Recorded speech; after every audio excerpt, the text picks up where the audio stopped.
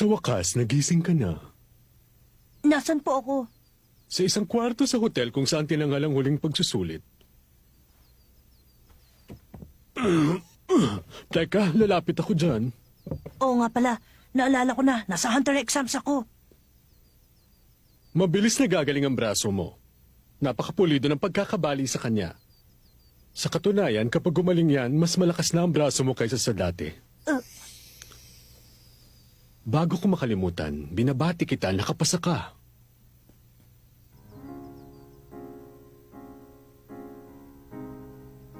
Ginoong Satots, kasi po, Hindi pwede. Nakapasa ka at wala ka nang magagawa. Tulad na lang ng hindi na pwedeng ipasa ang bumagsak na. Hindi rin pwedeng ibagsak ang isang nakapasa na. Mula dito, ikaw na ang bahala sa gusto mong isipin. Kung sa iyong palagay hindi ka karapat-dapat maging pro hunter, malaya kang sirain o itagong lisensya mo. Pwede mo ring ibenta. Wala namang ibang makakagamit niyan kundi ikaw. Pero, tandaan mo, kapag nakapasa ka na minsan sa hunter exams, hindi ka napapayagang mag-exams ulit. Maganda ang pagtrato sa mga professional na hunter. Bunga na rin ito ng pagsisikap ng mga nauna sa atin. Sa kadahilanang yon, marami naghahangad magkaroon ng hunter license, pati na ang mga may masasamang intensyon.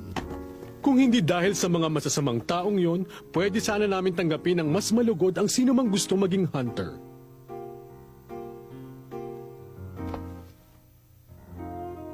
Madaming pro-hunter ang nagpapahalaga sa card na ito nang higit pa sa buhay nila. Sa iba naman, isa lang itong card na walang tunay na halaga, bukod sa pagiging simbolo na naabot nilang karangalan.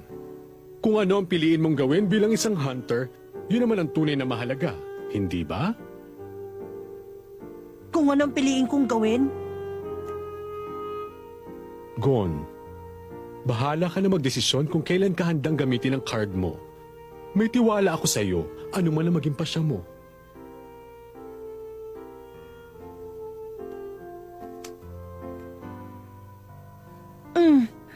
napakaraming taong tumulong sa akin para makaabot ako dito at makapasa ako sa Hunter exams. Gagamitin ko ang card na to pag nabayaran ko ng utang ko sa kanila.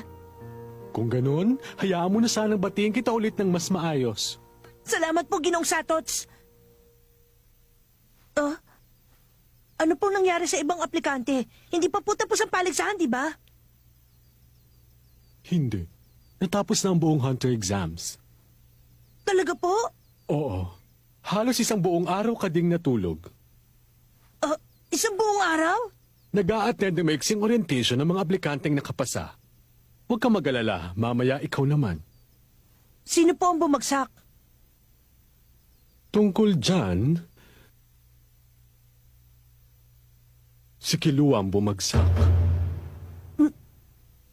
Si Kilua? Bakit? Bago ko sagutin yan, mas mainam ko ikukwento ko muna sa'yo lahat ng naganap mula nung makatulog ka. Nang sa ganon, mas maunawaan mo ang mga nangyari.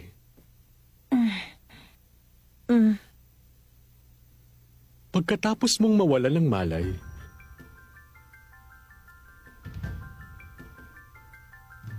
kapag nagising siya, malamang tatanggihan niya ang pagkapanalo niya. Totoong, sigon nga ang tipong gagawa ng ganon. Isa lang sa amin ang pwedeng pumasa sa labang to, hindi ba? Kapag hindi niya tinanggap ang panalo niya, hindi ba mapapawalang bisa nun ang pagkapanalo ng ibang lumaban pagkatapos niya? Huwag kang mag-alala. Nakapasa si Gon, walang duda. At kahit ano pang sabihin niya, hindi mababago yon. Kahit na magwala pa siya at patayin niya ako, wala pa rin sabi na makakabawi o makakapagpawalang bisa ng hunter's license niya. Mabuti kung ganun. Bakit? Bakit ka nagpatalo? Nagpatalo? Alam kong kaya mo siyang pasukuin. Madami ka pang pwede gawin sa kanya nang hindi siya pinapatay. May kakayahan ka.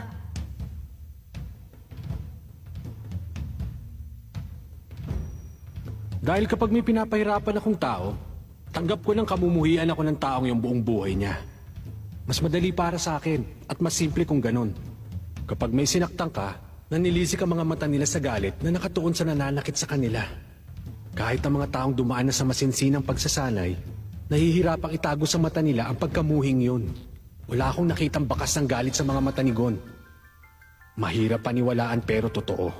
Kababali ko lang ng braso niya. Pero nang titigan niya ako, para bang nakalimutan na niya yung ginawa kong karahasan.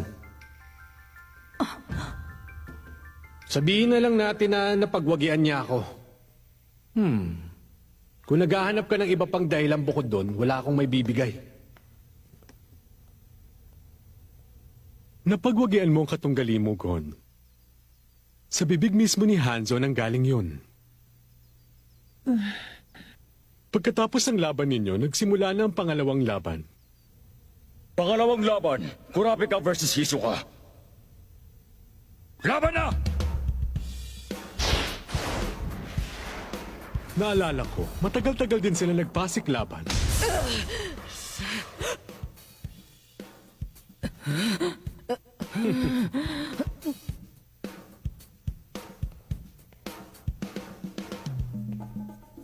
Talo na ako, referee.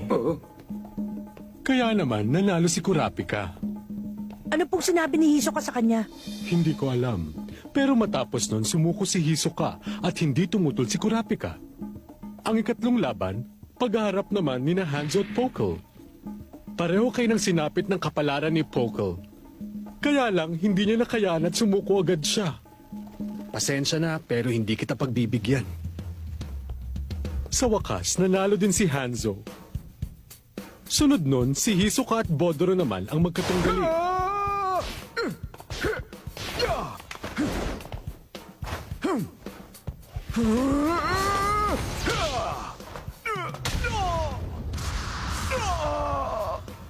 Malinaw na lamang si Hisoka sa simula pa lang, pero hindi ganun kadaling mapasuko si Bodoro. Pero habang bagsak siya at hindi makatayo, nilapitan siya ni Hisoka at may sinabing hindi rin namin narinig. Pagkatapos nun, si Bodoro na ang tumanggap ng pagkatalo. Sa unang laban ni Killua, si Pokel ang nakaharap niya. Pumuporma pa lang si Pokel, tinalikuran na siya ni Killua. At buong kumpiyansa niyang sinabing, Sorry pero, hindi kasi talaga ako interesadong labanan ka. siguro inisip niyang madali niyang maipapanalo ang sunod niyang laban.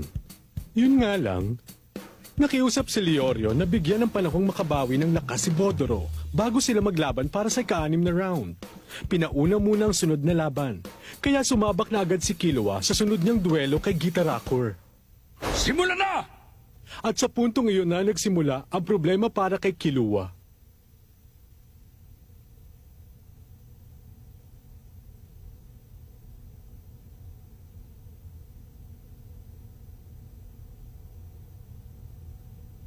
Nagkaharap din tayo, Kill.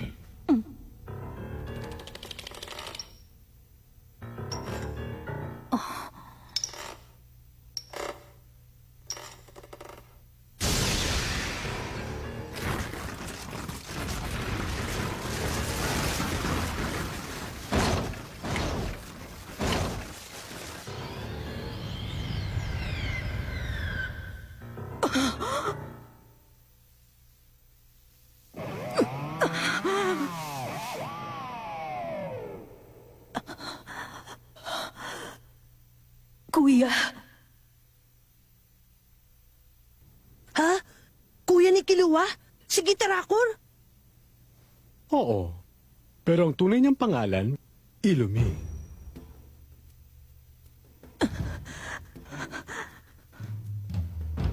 Musta? Siya ang kuya ni Killua? ginamit niya mga karayon para magbago ng anyo. Balita ko sinaksak mo daw si Mama at si Miloki. Parang gano'n na nga. Alam mo, umiyak si Mama. Sino bang nanay ang hindi iiyak? Kapag nagawa siyang saktan ng sarili niyang anak, umiyak siya sa tuwa.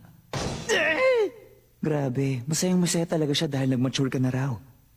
Pero kahit na, nag-alala siya ng gusto sa paglayas mo ng bahay. Kaya pinakiusapan niya akong bantayan ka at akalain mo nga naman. Dito ka rin pala pupunta. Hindi ko alam na kursunada mo pala maging hunter, Kill. Nagkataon naman na naisip ko makakatulong sa susunod kong trabaho ang magkaroon ng hunter license. Sa totoo lang, hindi ko naman talaga gusto maging hunter. Naisip ko lang parang masaya mag-exam. Ganon ba? Mabuti na lang. Dahil may mahalaga akong imumungkahi sa'yo. Hindi ka na babagay maging hunter. Ang tunay at nag-iisang bukasyon mo, isa kang mamamatay.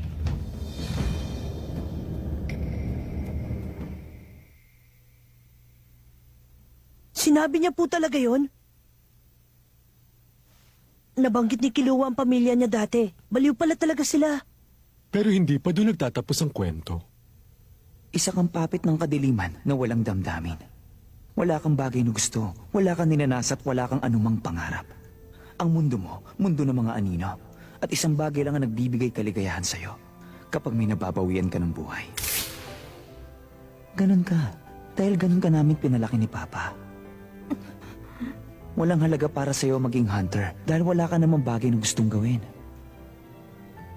Maaaring, totoo nga na hindi ko ginusto maging hunter. Pero, may isang bagay ako na gustong gawin. Wala. Meron! May isang bagay akong talagang gusto! Sige nga, sabihin mo sa akin kung ano yun.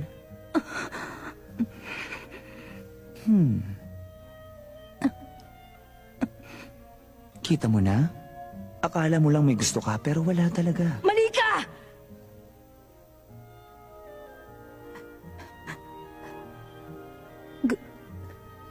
Gusto ko maging kaibigan ni Gon.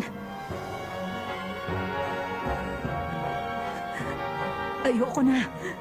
Ayoko na talagang pumatay. Gusto kong makipagkaibigan at maglaro. Tulad ng iba. Imposible. Wala makikipagkaibigan sa isang tulad mo. Isa lang ang nasa isip mo kapag humarap ka sa tao. Kung kaya mo silang patayin o hindi, wala nang iba. Ganon ka dahil ganon ka namin pinalaki. Namamangha ka lang dahil ngayon ka lang nakakita ng katulad ni Gon na kaedad mo. Walang kinalaman ang nararamdaman mo sa pakikipagkaibigan. Hindi. Kapag dumikit ka sa kanya, makikita mo, may isip mo din siyang tapusin balang araw. Napupukaw ang interes mo dahil gusto mong malaman kung kaya mo siyang patayin o hindi. Alam mo kung bakit? Dahil likas na sa kaluluwa mong kumitin.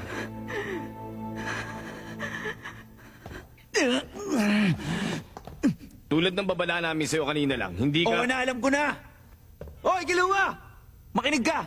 Wala akong pakialam kung kuya mo pa yung lamang lupang yan! Isa siyang halimaw na walang puso! Huwag kang papadala sa mga sinasabi niya! Gawin mo na ang dapat mong gawin at tapusin mo na ang laban ninyo! Sabi mo gusto mo maging kaibigan si Gon, di ba? Eto liro ka pala eh! Ano bang sinasabi mo dyan? Magkaibigan na nga kayo! Huh? Kung nandito si Gon, sigurado kong yun din ang sasabihin niya! Totoo ba yun? Oo! Bakit may problema ka ba doon, ha? Kung ganun, problema nga yun. Kaibigan na pala ang turing ni Gon kay Kiluwa? Pwes, papatayin ko na lang si Gon. Hindi kailangan ng isang asasin ng kaibigan. Magiging sagabal lang yun sa'yo. Nasa na ba ang Gon na yan? Hindi ka pwedeng umalis! May laban ka!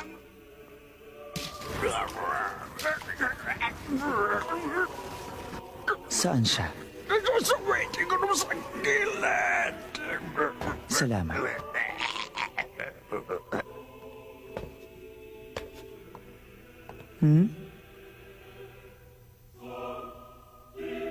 Oo nga pala. Kailangan ko pa naman talaga ng hunter license para sa sunod kong trabaho. Pero kapag pinatay ko sila, babagsak ako. At agad napapasa naman si Kill. Hindi po pwede yun. Ah, oo nga. Ganon din pala ang mangyayari kapag pinatay ko si Gon. Alam ko na. Ipapasa ko muna ang hunter exam bago ko patayin si Gon. Walang iya ka! Kapag naipasa ko ng hunter exam, kahit tapusin ko pa lahat ng nandito, hindi niyo na mababawi ang hunter license ko, tama?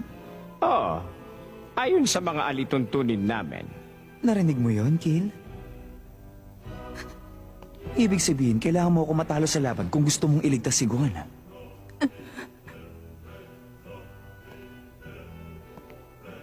Lalabanan mo ba ako alang-alang sa kaibigan mo? Hindi mo kaya. Dahil mas nag-aalala ka sa ibang bagay ngayon. Nag-aalangan ka kung nasa iyo ba ang kakayahan para matalo ko o hindi. Tama ako, di ba? Pero siguro naman, alam mo na ang sagot sa problema mo. Alam mong hindi ka pa ganun kalakas para talunin ng kuya mo.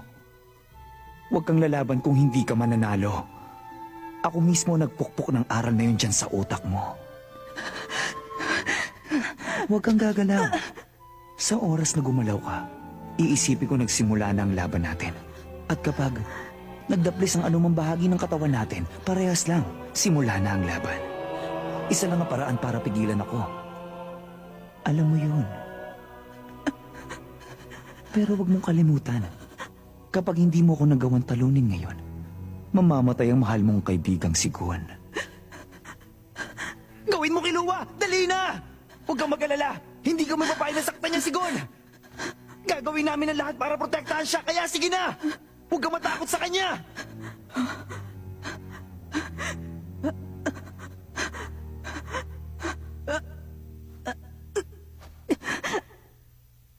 Suko na ako. Ako nang talo.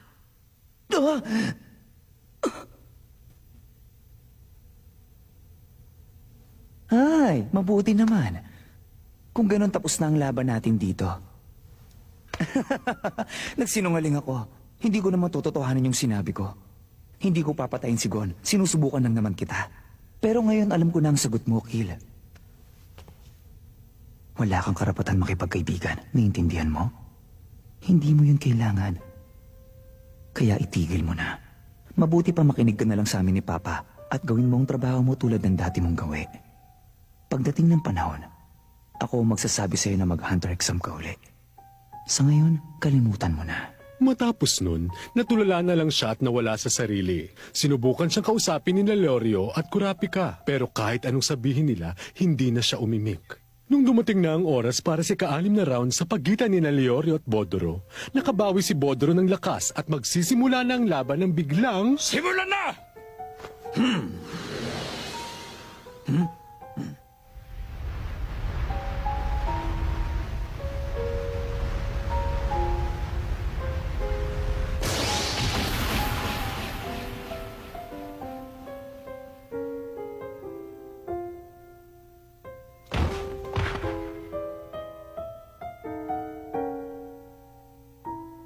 Natapos ang lahat sa isang iglap. Pinatay ni Killua si Bodoro at na-disqualify siya. Pagkatapos nun, umalis na lang siya nang hindi man lang nagsasalita o lumilingon. Gon! Nasaan na sila? Hindi ka pa pwedeng tumayo! Dapat nagpapahinga ka! Gon!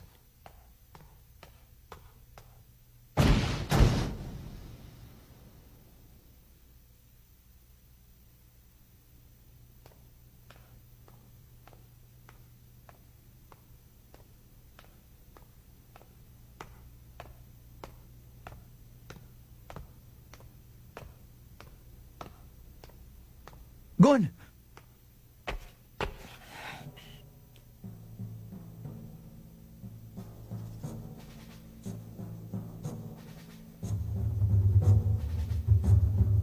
Mag-sorry ka kay Killua! Galit na si Gon. Dinurog ni Illumi ang pangarap ni Killua na maging kaibigan si Gon. Pinilit niya si Killua na umatras sa exams at itinulak siya pabalik sa mundo ng kawalan. Galit na galit si Gon.